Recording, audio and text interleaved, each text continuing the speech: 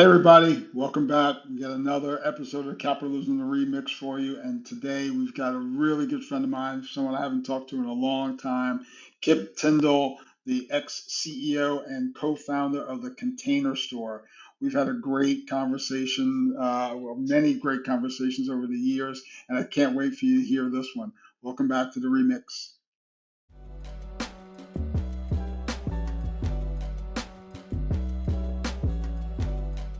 Welcome back, everybody. Capitalism Remix. How you doing out there in capitalism land? You guys are in for a treat today. I am here with my dear friend Kip Tindell, the ex, or I don't know what to call it, ex CEO. What do we call it? The founder and ex CEO of the Container Store. Uh, Thanks so much for joining. I'm really thrilled to see you. It's been a long time. I haven't seen you in a minute. It has been a little while, Jeff, and it's so great to see you. And you're looking great. I'm proud of you for doing these things. We've listened to some of your other interviews, and it's wonderful stuff. And um, I just, I just can't wait to kind of hang out with you and talk about one of our very favorite topics and see where it goes. I'm really looking forward to it, man. That is the whole premise of the show. We just bring in a bunch of friends and talk about things that we care about. The last show we did, I had your friend Susan Salgado on from Union Square Hospitality Group, and we did the same thing. So I'm thrilled to have you. I'm a big Um, fan of hers, a big fan of Danny Myers, and Danny in his book "Setting the Table," which is not just about hospitality and restaurants. I yep. think it's about the best restaurant, about the best business book ever written. But Danny Meyer changed what the rest of us mean when we say customer service. With this whole concept of hospitality, it's so great. So, forgive me for getting off track there, but I'm glad that you're No, uh, interviewing those hospitality folks.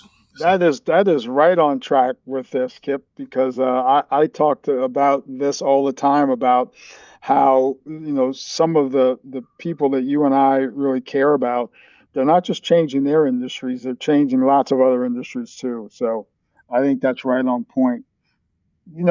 Before I want to get started by asking, I don't think I've ever asked you this question before, but where did the idea for the Container Store come from? I think I once, said something to you about, how did you get this thing so big selling empty boxes? And you talked about, that's not what you were doing, that you were sort of selling people an organized life. I just wonder, where did that idea come from? Well, we spent 2 years without pay. I might mention entrepreneurs don't do that anymore, but we spent 2 years without pay developing the resources, developing the concept, and we just fell in love with this clean, simple, clean line, simple, functional product. All these products did something for you. And it's like, well, what are you going to call this? I mean, we just started collecting all the products that we fell in love with. They're all industrial commercial products because things that had never been retail before, because businesses were concerned about saving space and saving time.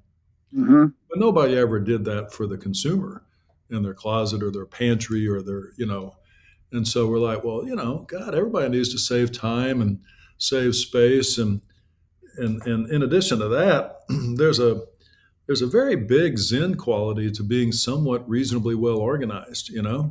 If if you're trying to get two kids ready for school in the morning and they're disorganized and you're disorganized, they're crying, you're freaked out, you forget to send them off with their lunch. I mean, nothing goes right. But if everybody's organized, everybody's calm, the breakfast is good, the little girl's uniform is pressed perfectly.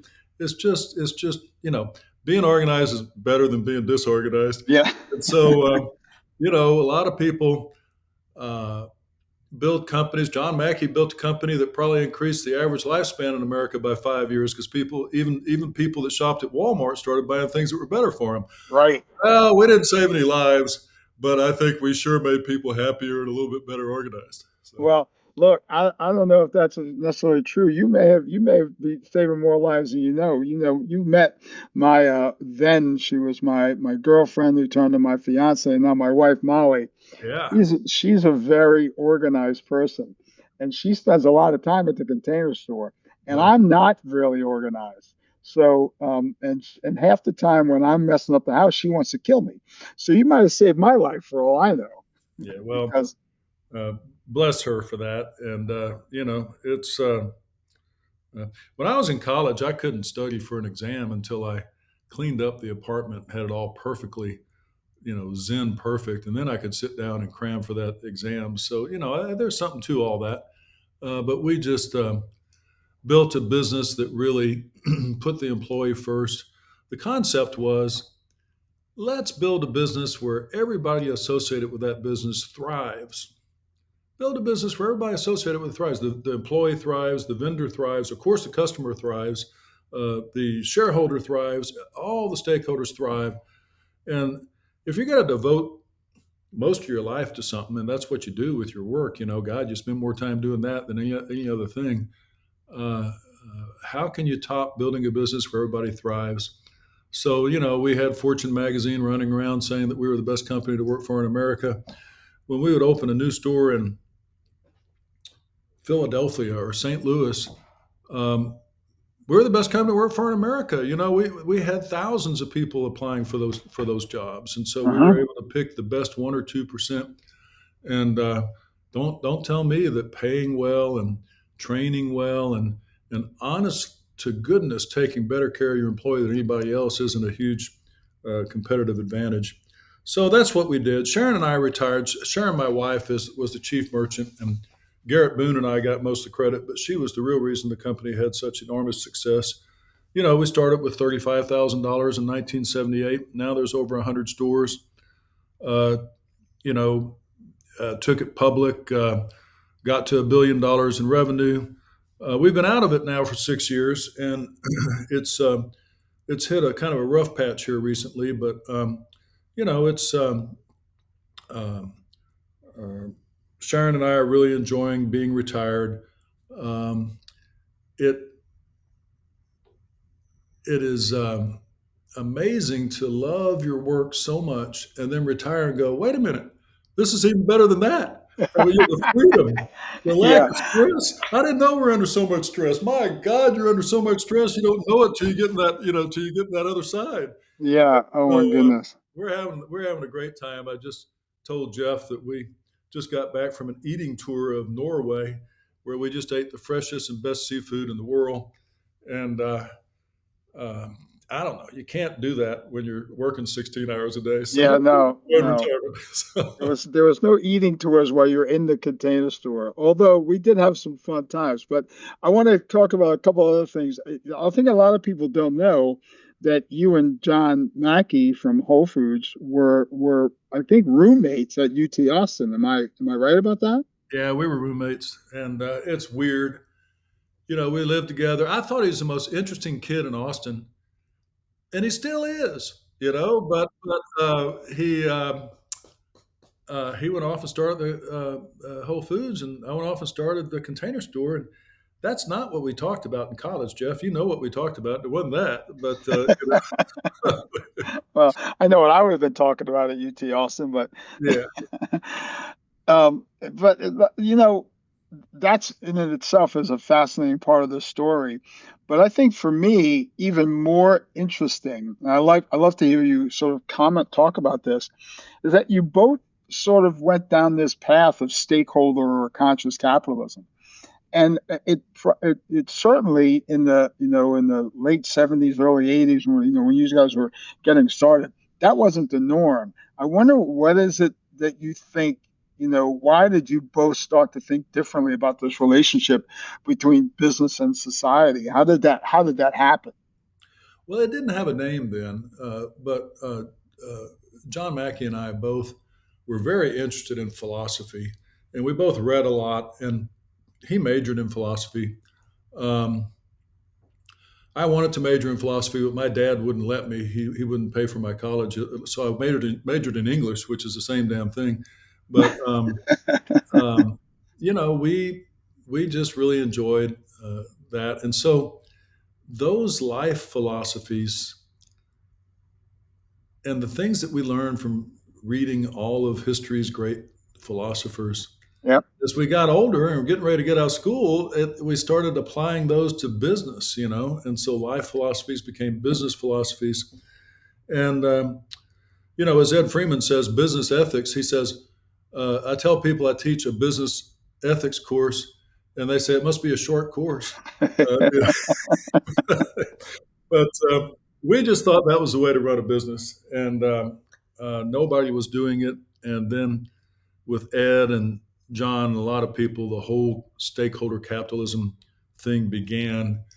And if you want to make, if all you want to do is make more money more quickly, that's the way to do it. The way to get your shareholders to make more money uh, is to uh, focus on having a great relationship with your employees, a great relationship with your vendors.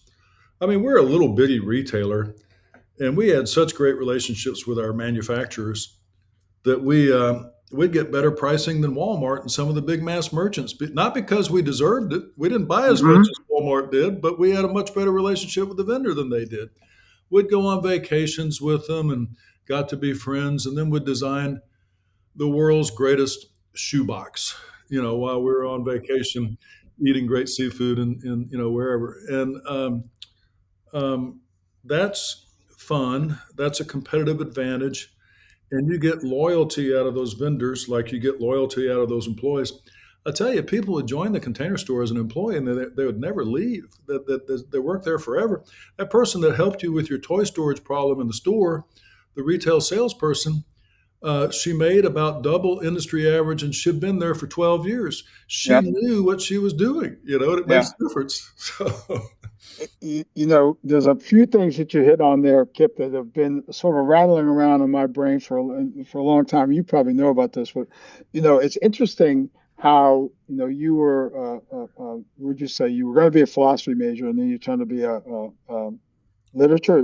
Is that yeah, what you said? English. English major. Well, and you talked about our dear friend Ed Freeman, who's been on the show. Ed, said he was a philosophy major, and his dad said, "Well, that's great, Ed, because they're opening a new philosophy factory down the street, so you won't have a problem getting a job." But it's always interesting to me when I think about that, and you being English, John philosophy, Ed philosophy, me architecture, that Yeah, some of the people I know who end up going into business but weren't business majors are right. the ones who started thinking differently about the relationship between business and society. It seemed natural to me when I started my first company because I wasn't a business major, I was an architect. I said, well, how would I want to run the business if I were working for someone else? And that's how I went down that path. I never thought about the fact that most of the folks that we deal with in this community didn't start out as businessmen. Yeah, Garrett Boone, who was our initial partner, was a history. He had a master's degree in history from Rice University. Didn't want to teach, so he was trying to figure out what he wanted to do. John Mullen, who had a lot to do with the Hmm. beginnings of the Container Store, was an architect, a very famous one. He was an AIA fellow, and Sharon was a landscape architect. And so none of us were burdened uh, by a business degree. We didn't know any better, and we had to self teach a lot. I took it upon myself to learn everything about accounting and finance because none of us knew anything about that, and I loved it. I found out I was really good at it. I mean, I would not when I was at the University of Texas, I wouldn't go near the business college building. I wouldn't go in that building. I wouldn't do that. I didn't take Yeah. any math courses. Are you kidding? I was an English major, and so it may have helped us. So Yeah, I had to take some math courses. I wasn't very good at them though. But speaking of Ed, also though, and this whole idea of having how do you have all your stakeholders flourish? You once invited Ed and I think it was a management conference you had at the headquarters, and Ed spoke, and I was there, and we were sitting around, and there's probably, I don't know, you tell me, maybe 500 people at this conference that you had at headquarters. And it some Ed's made me think of something. You remember Bum Phillips used to be a Oh yeah, coach. Yeah, Bum oh yeah, Phillips for Houston Oilers. Well, Bum Phillips used to say about Bear Bryant, who was a legendary Alabama football coach. He would say, Bryant could take his and beat Yorn, and then he'd turn around and take Yorn and beat his. Right? Saying about what a great coach that Bear Bryant was. And at that meeting, Ed said something to me. He said, Jeff, I look around at one point and he said, um, these 500 people that we're in community with today, not the whole company, just sort of the top 500 people. He said, I bet you we could put them in any other company. It could be a car company, a retailer, a candy company, a firm, you name it. We could put these 500 people in any other company, and they might not know anything else, anything about that business. And he goes, I bet you we could still probably win. And I just thought, first of all, it's an amazing compliment coming from a guy that you and I both respect. But how did you build a team like that? I mean, because it was fascinating to me. I agreed with him. yeah. Well, we were really focused on culture, and I learned a lot from Herb Kelleher, the founder of Southwest Airlines, was the one I probably admired and respected the most. Jim Sinegal, the co-founder of Costco, those guys pioneered a lot of these thoughts. They were fighting Wall Street, uh, explaining why it was good to pay your employees better. A long time ago, and then we just in our bones and heart and soul believe that uh, this was the best way to build the greatest and most profitable uh, you know company. Um, you know, it is about more than profit. Profit is prerequisite, but if you want to improve your profit, I would submit to you this is the way to do it. And then plus it's so fun. You do have a family atmosphere at work. Well, it starts with appreciating workers and people and employees. I mean, I'm going to read this, but operating this way acknowledges the true essence of the human spirit. People don't want to goof off. They want to go to work, achieve great things with people who they think are great. And then they go home feeling joyful and fulfilled about what they've accomplished. I mean, that's truly human nature. And I Yeah. think that leaders that believe that get so much more out of people just along those lines. And then if you truly empower them, we have this whole 7 point foundation principle thing that's seven philosophies that we all share.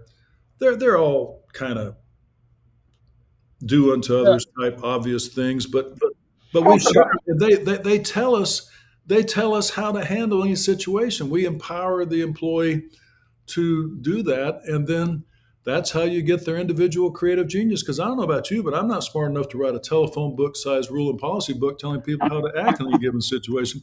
I'd rather say, well, we generally agree that this is what we're shooting for, and then however you see fit to get there, then you harness their creative genius. Then you actually can afford to pay them twice what somebody else might pay them, and as well as we were known for paying, I'll tell you that our sales per payroll dollar led the retail industry. And Yep. but I'm sorry, you were gonna. Oh, foundation. One of them was Andrew Carnegie on his deathbed was being interviewed by a Cub reporter out in New York, and the reporter said, "Mr. Carnegie, you're probably the greatest industrialist of all time. Is there anything that you can put your finger on? That you can attribute your incredible business success to?" And he said, "Yeah, there is. There's one beacon, one guiding light that I actually attribute all of my business success to." Well, what's that, Mr. Carnegie? Fill the other guy's basket to the brim. Making money then becomes an easy proposition. Are you kidding me? That's the exact opposite of what everybody thinks. That's the exact opposite of what we're talking. Fill the other guy's basket to the brim. Making Yeah. money then becomes an easy proposition. Yeah. So, that's one. Well, that tells you a lot. If you're a new employee working in a store and you're dealing with a difficult customer or something, this tells you a lot about how to deal with that. And so that makes for a joyful business where everybody thrives. Then you treat your vendors just like you treat your employees. We had vendors that would say, "I am so tired of dealing with these mass merchants. Uh, I'm gonna I'm gonna get rid of all my customers and just serve one customer, the Container Store." And I'm like, "Well, you shouldn't put all your eggs in one basket." And they're like, "Nope, nope, that's what I'm gonna do. I'm gonna watch that one basket." I said, "Okay, well then you really have a partner. Then the Yeah. word partner is not a euphemism. Then you really have a partner, and you can do great things together." So, Yeah, I've always loved the foundation principles, and we could probably do a show just on those. But that whenever I've heard you talk about that, you've always started with that one. Do you think that that's sort of the most important of the foundation principles? You want to fill the other guy's basket? yeah, except that one of them is communication is leadership, and I'm pretty sure that anything can be solved with enough good communication.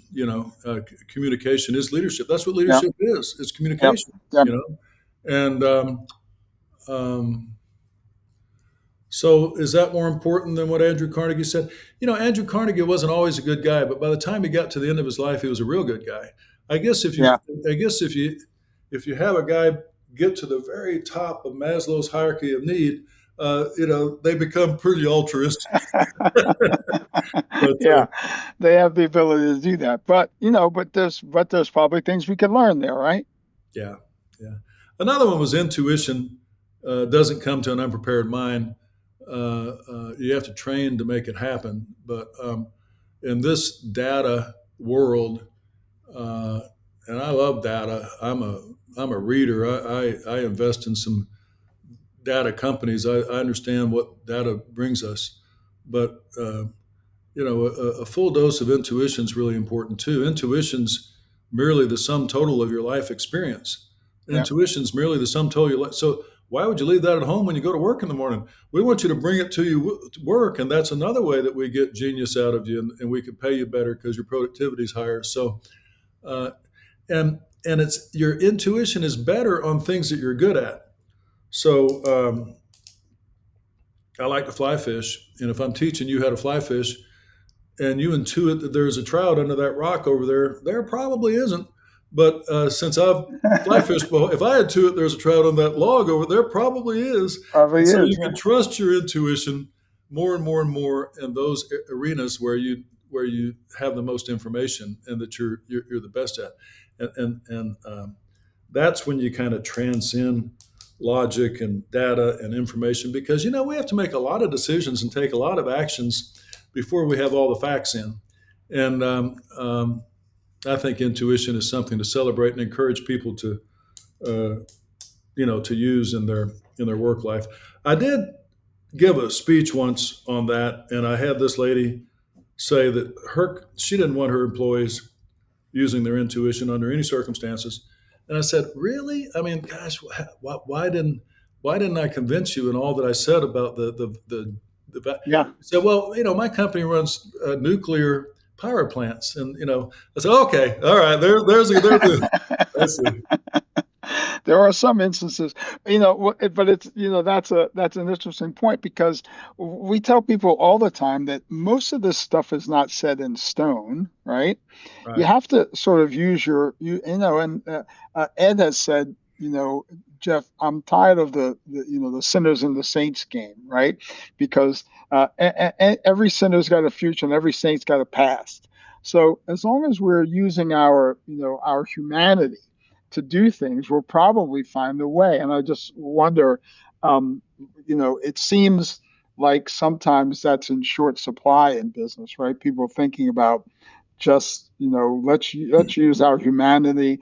Let's be in service of helping other people live into their humanity. And whenever I see that happening, good things happen, but it seems to be in short supply sometimes in business. yeah, yeah, yeah. The sinner and saint thing. We at conscious capitalism, we Yep. try to pitch a big tent and let everybody in, and I've never seen a philosophy that seems to appeal so well to both ends of the spectrum politically, left Yep. wing, right wing, everybody, most people, not everybody, but almost everybody agrees that this is the best way. Capitalism is great. Capitalism has lifted humanity up, but that doesn't mean it can't be slightly modified and improved here and there. Anything can, and that's what it means. I had the privilege of spending a good deal of time with Joe Biden talking about stakeholder capitalism, and he's very much a fan of it. And I even had the opportunity to pitch stakeholder capitalism to Donald Trump in the White House. Is And that right? he professed to believe in it entirely. So I'm like, all right, I got them all, the whole 360 gamut there. Something that everyone can agree on. Yeah, that's a fascinating story. Yeah. Hey, let me. I want to. Well, it's related. It's a little bit of a pivot, but I think one of my favorite stories, and I think I've heard you tell before, was about the when you decided to go out and raise private equity before the container store went public. And can you tell a little bit of that story? Like, why did you think you needed to do that, and why was it? If I remember the story correctly, it was pretty challenging to find the right partner. Well, I'm still kind of aggravated with my dad for not leaving me $2 or $3 billion. That would be the best way to fund the growing business. We were we were growing at 20% a year, and we had EBITDA of 15%, maybe 20. In those days, 20% growth was, before these technology companies came along and made that look slow. That was the Yeah, fastest in the industry. I mean, it was heaven. And so yeah, we needed money. And then my partners, a couple of them older than me, wanted to retire or start to sell some of their stock. And the problem, of course, is that as your partner's stock gets more valuable, and your stock gets more, but they're in proportion. So you yeah, never really reach the point where you can afford to buy your partner out on your own, no matter how much the stock is worth. I mean, the stock yeah, got so valuable, but still, that just made it difficult. So you can either go public or you can go to private equity. We, for a while, we were just kind of bringing in wealthy friends, yep, really good people that we believed in, that were happened to be very wealthy, and that really loved and believed in our company. yep, Um, but so at this point, the numbers were getting pretty big, and we needed to. So we had we hired J.P. Morgan, and we started looking into both strategic partners and uh, private equity firms. I interviewed over 100 private equity firms. I mean, nobody's ever done that. I hear, no and one's ever done that. it was a. Uh, I mean, I had on a suit, 14 hours a day for a year, and going to dinner, and it was funny because we'd be giving them the foundation principles. These guys didn't want to hear about the foundation principles. It was 9 o'clock at night, and I'm trying to explain Andrew Carnegie to them or something. And but we found Leonard Green, and we thought that they were the very best ones for us. And we set out to uh, influence Leonard Green, who was very, very good at what they did, into being the world's first uh,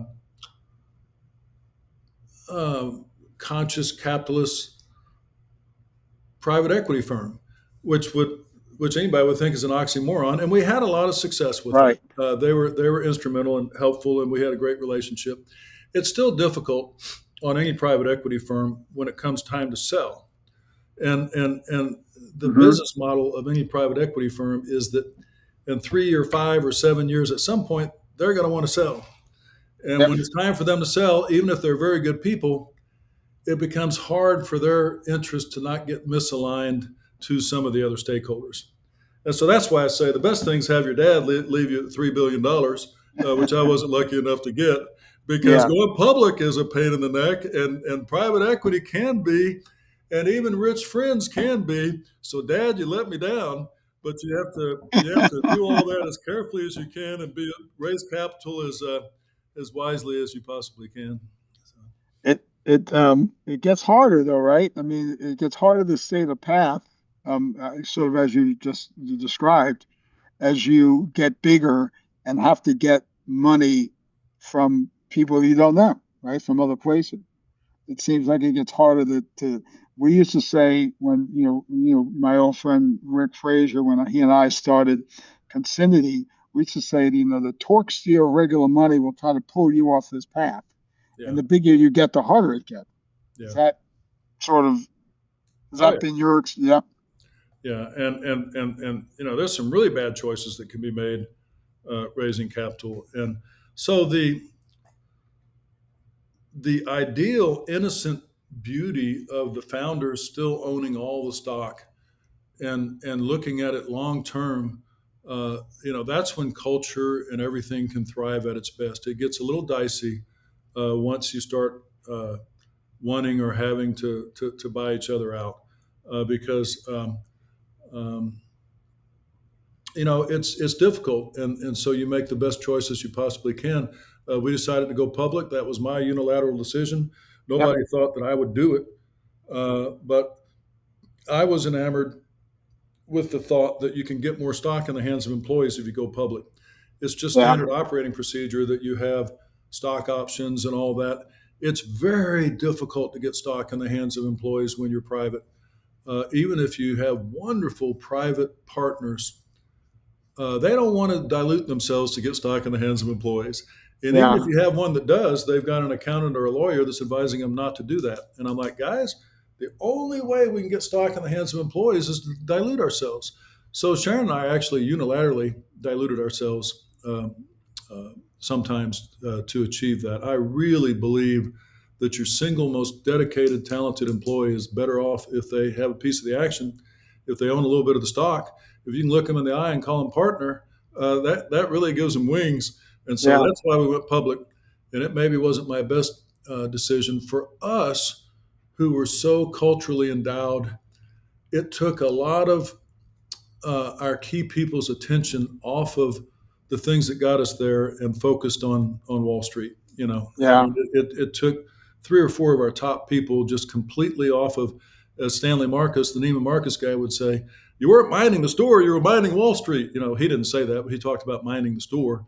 yep, And, there's only 24 hours in a day, and you can't spend enough time dealing with the demands of being a public company. And how much does that leave for you to travel to your Little Rock, Arkansas store and make sure that those employees are as happy as the ones in your Manhattan store? yeah. It just doesn't leave enough time. So, Yeah, it's a challenging conundrum, right? Because we think about this all the time in our business because we think that, in some ways, the venture capital model, very much like the private equity model, where, 5 to 7 years, we have to start thinking about how do we return capital to our investors.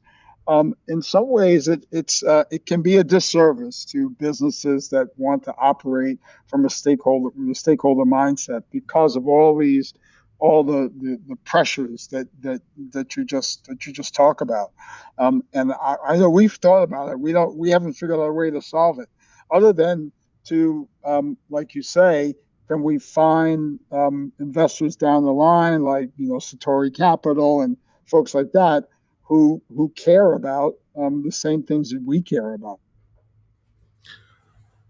yes, and there are more and more people who are focusing on providing capital to businesses who feel like you do and I do about stakeholder capitalism. It's a better environment now than it was even 10 years ago. Much. There's Yeah, more people concerned about that.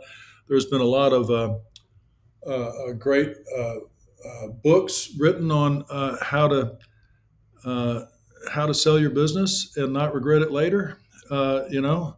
Um, it it it doesn't have to be, but it better be something you pay attention to as much as you choose a spouse or a life partner. I mean, yeah, it's the most important thing you'll do, and when a founder sees their business flounder after them, it's like seeing your kid not do well. It's really tough. So yeah. Is that and so? I hear in your voice you may be feeling some of that right now. Well, they're struggling a little bit now, and it's really tough. But you know, we're I talk to a lot of entrepreneurs that have built businesses and then uh, live long enough to see them flounder. And to their credit, the new guys that are running these businesses, they don't want the old founder griping and moaning about what they're doing right, what they're doing wrong, We and used to I do when can't I blame was them. And here. so we Yeah, try to be positive yeah, and supportive, but whew, you know, and yeah. it's a different world in retail. Karen Katz is a good friend of mine. She's the longtime, recently retired CEO of Neiman Marcus, and Stanley Marcus, her predecessor, was a good friend and a big mentor of mine. And I thought Neiman Marcus was a great example of quality and service back in their day. And she and I look at each other and say, "Man, I'm glad I'm not in retail today. Woo, it's changed a lot." So, Well, yeah, a tough environment, huh? Well, that's sort of. I had a question. So, why did you decide to leave the Container Store? I mean, you've been doing it for a long time, obviously. But what was sort of the thing that when you knew it was time for you to go do something else? well, it was 43 years. I'm not bragging, but 43 years of 14 plus hours a day, 6 or 7 days a week, probably usually 6 days a week. Um, and that was at the advent of Amazon doing their thing. We were hitting some. We had just unbelievable financials forever. We Yep. began to hit some bumps in the road, and so I the public thing was not my bailiwick. I didn't love that, and it just began to be enchanting to. We turned it over to Melissa Rife, who was our hand chosen successor, and she was my right arm. Sharon stayed on after I retired for a while, and until she got her successor for the merchant side of the business. And we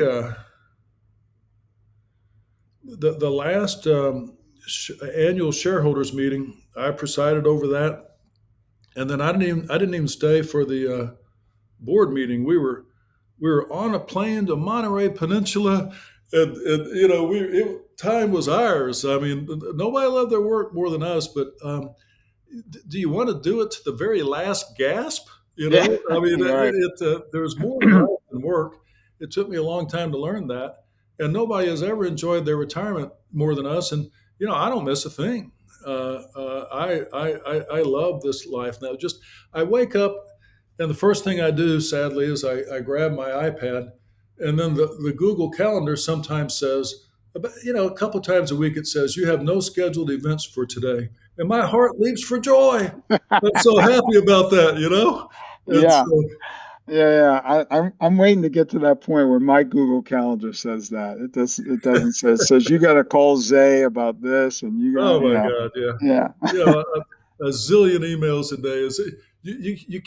I had two people helping me comb through my text and emails, and I still couldn't keep up with them. And there is more to life than work.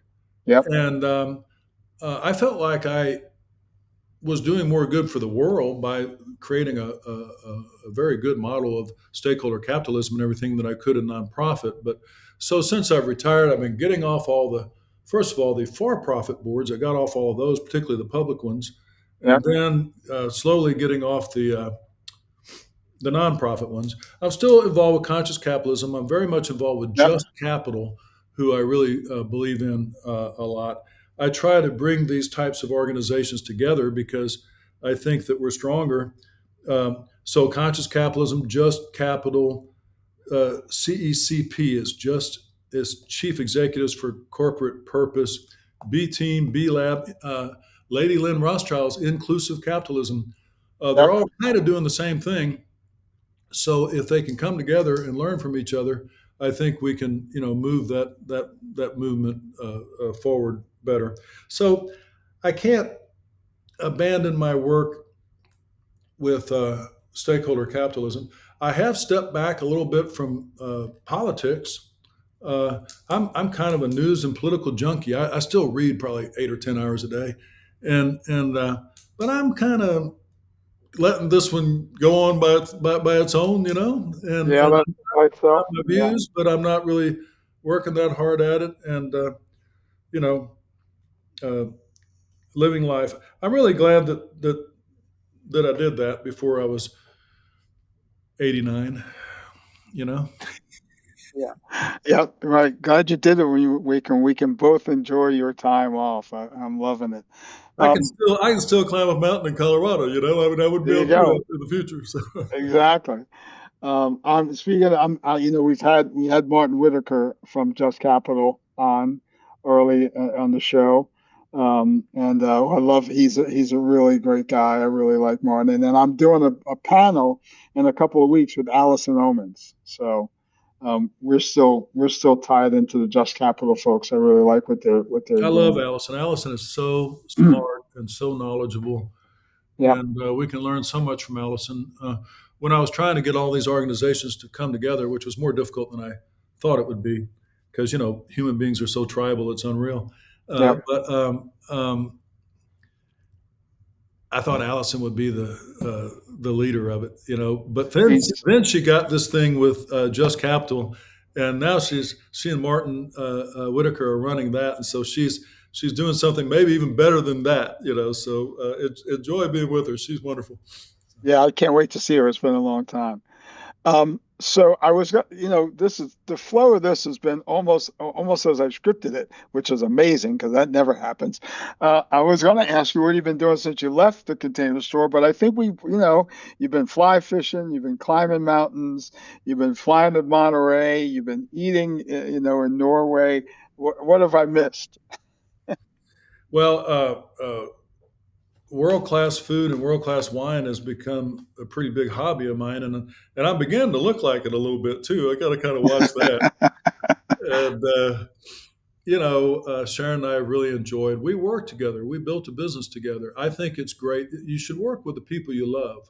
I'm a Yep. big advocate of working with people that friends, relatives, cousins, spouses. We're big advocates. We had more marriages in the Container Store. You wouldn't believe it. But now that can be bad, but most of the time it's a lot more good than bad. I mean, and so Sarah and I really get to know each other after all these Yeah. years. And I'm getting to spend time with friends and family that I, frankly, kind of neglected while we were, focused on running that business all the time. And then we went to Europe a lot. We love Europe, and we went to Europe a lot in building the company, for visiting vendors and developing products. And uh, so we'd be in Europe for 2 weeks doing business and going to shows. And then we'd get like a day and a half to go to our very favorite place before we had to rush back to Dallas, Texas to go be in the office. Yeah. Well, now we can just stay there for 2 weeks if we want. I mean, we can, the business was successful. We're lucky enough to have a couple of nickels to rub together. We can just pick up and go there and really explore that culture or that. We went to Jura, Jura, which is this funky mountain part of France. It's a little bit like the Smoky Mountains, is what it kind of reminds me of. Oh, wow. And Americans never go to Jura. Well, we went there because we were really interested in the quirky wine that they have there, and you can find it in New York, but you can't really find it much in the United States. And so we just went there and learned all about it. They're like, "You've been here a week and you're an American. Americans don't ever come here." And so that's pretty fun. Explore this world. Yeah. Well, you and I have always had that in common, good food and good wine. So we are long overdue Yes, for we are. another dinner like we had on the rooftop here in Baltimore. So I'm Plus, you gonna get to I'm live by the Chesapeake Bay. We don't have one of those in Texas. I So get to live right by the Chesapeake Bay. I can walk out the front door and see it to the left. So yeah, we'll have to. I'm going to stay on top of you to get I'm ready. another one of those planned. We could do it anywhere, but I'll now that we've got you locked into the capitalism, the remix family. I'll stay on top of you. Maybe we could do a podcast about food and wine the next time. Well, that'd be fun. And I think when we have that dinner, we need to have Ed Freeman along too. Oh, absolutely. We need to get Ed in. Life comes easy to Ed. He's a black belt in karate. He's a rock star, business ethics professor. He's a extraordinarily good songwriter and blues musician, and he plays Yeah. about five instruments really well. And he's a great cook. He's a And really he's a great cook. Yeah. It's just sometimes it's too much. Well, I tell you, and Molly, my wife loves Ed. We've been down to Charlottesville. We take our program down to Charlottesville, down to Darden, in the middle of the program every time. And Ed does such a wonderful job of, just sort of giving of himself and his time. But we get to eat some of his food and listen to him play some music too, which is not bad. Now, here's look, this has been great, Kip. Thank you for doing this. It's so good to see you. thank And you. I'm gonna end with something. I was on Ed's podcast, and then he ended with this, and now I've stolen it from him. So you may have already done this with him already, but it's the Desert Island Records challenge. So the question is, if you're stuck on a desert island, and Zay and I are creating a playlist. At the end of the first season, we're going to have everyone's music in this playlist. So if you're stuck on a desert island, you can pick 5 songs, or you can pick 5 albums. And what would they be? Whew, gosh. Uh,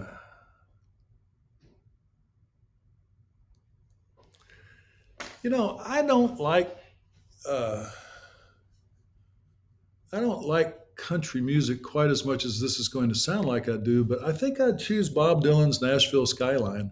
It's shockingly country, but it's still Bob Dylan, Yep. and I think some of those songs, I threw it all away. Some of those songs are magnificent. You get two for one. I'd have to throw the Beatles' White Album in there. Yep. Um, I'd We'll only count that as one. Yeah, and uh,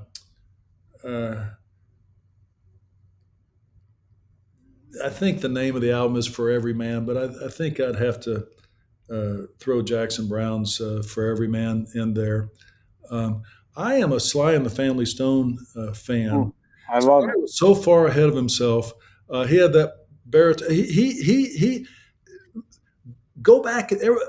Get your listeners go back and listen to Sly and the Family Stone. The guy was such a genius. He's so far ahead of it. I listen to him all the time.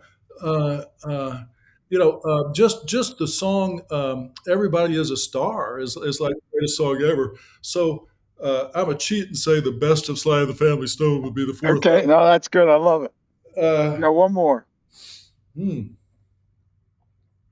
uh, I'm also uh, a huge Leon Russell fan, and nobody Okay. ever pays attention to Leon Russell. Most of the great albums in the '60s were him playing the piano, and I just think that the guy was one of the most underrated uh, musical geniuses of all time. So I'm going to invent. If there's probably a best of Leon Russell thing, but I do.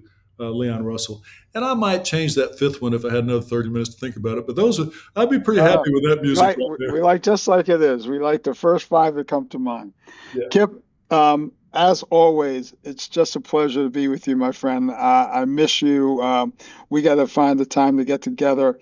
Give my best to Sharon and the rest of the team down there that are traveling around with you. And thanks for joining. I really appreciate you. Give my best to everybody as well. Good to see you both, and thank you. We're not going to just talk. We'll get together, and we'll do exactly as you say, and show me how to eat the Chesapeake Bay when we do that, please. All right. Well, we're gonna have you come this way, and I'll have some good seafood and some good wine for you. Thank you. I All right. enjoyed being on it. It was a blast. Take care. Thanks, man. See you soon. All Bye. right. Well, as always, Kip doesn't disappoint. He's such a fascinating guy, and I just love his stories. And he's been through the entire, the whole arc of building a business, founding a business, thinking differently about the relationship of business and society, raising private equity, taking that business public, and then going on to enjoy the fruits of all he's done. So hope you enjoyed that. It was an amazing discussion, and we'll be back in a couple of weeks with the next episode of the Remix. Peace, y'all.